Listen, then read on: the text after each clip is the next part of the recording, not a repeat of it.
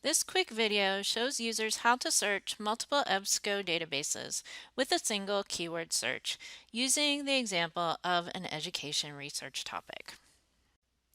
By the end of this video, you should be able to explain why you might want to use the Choose Databases feature of the EBSCO databases, identify at least 2 to 3 EBSCO databases that might be useful to add to a search for information on a particular interdisciplinary topic, and at least have a basic idea of how to do a keyword search in a combined EBSCO host databases search.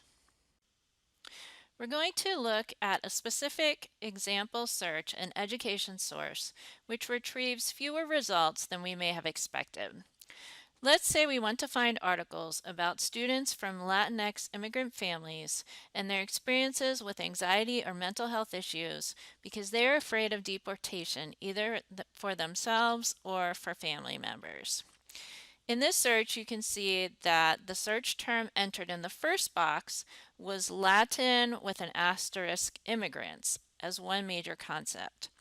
The asterisk means that the word Latin could have any ending on it. So Latino, Latina, Latinx, these should all be covered by this asterisk because the asterisk functions as a wildcard symbol.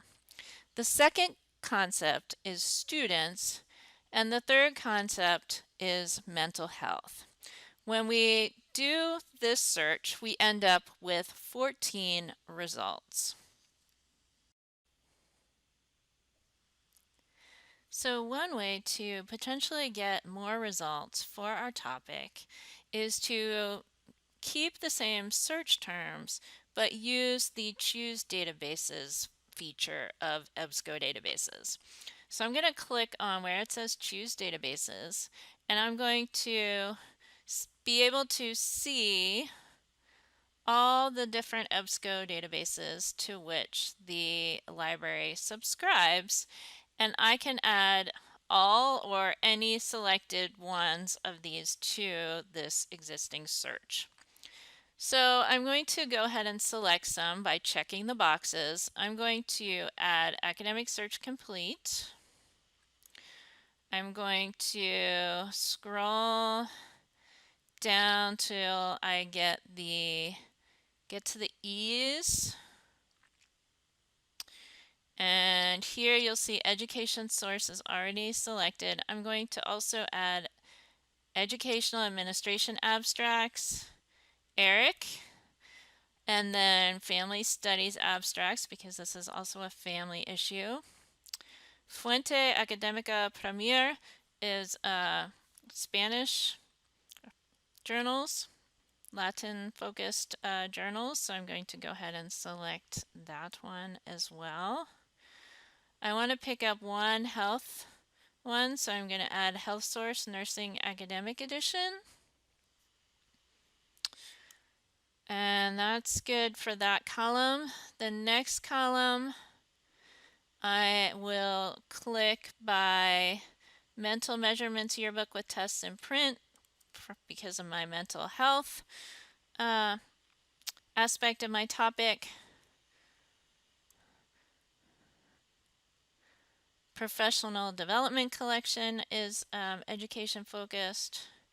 Then I'm going to, oops, didn't select. I'm going to pull in some of the psychology databases, psych articles, psychology and behavioral sciences collection, psych info, race relations abstracts may be helpful. I also feel like this is a sociological issue potentially, so I'm going to check by Soc Index with full text. And finally, add the last education one in Teacher Reference Center.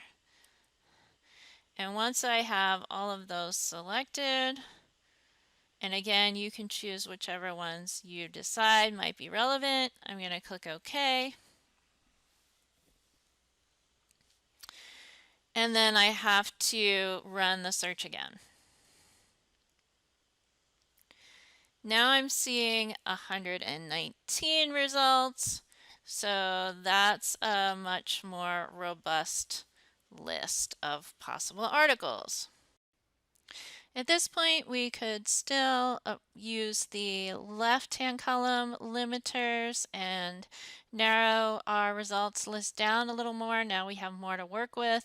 So we could check the scholarly peer-reviewed box. We could adjust the publication dates. We could do some other things with that left column that I'm not going to go into right now.